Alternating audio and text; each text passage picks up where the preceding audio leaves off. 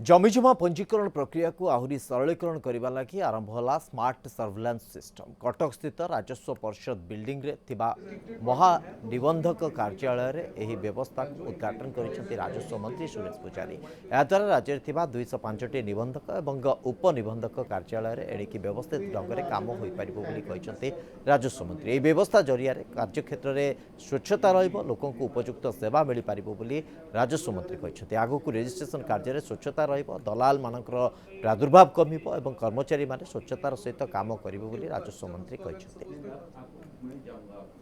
ओडिशार सबु SRO डीएसआरओ office रे स्मार्ट सर्विलांस सिस्टम एठू मुख्य आईआर दफ्तर रे बसिकरी सबु दफ्तर विभाग सबु दफ्तर ओडिशार जो काम चली से काम को निरीक्षण करि परिबे।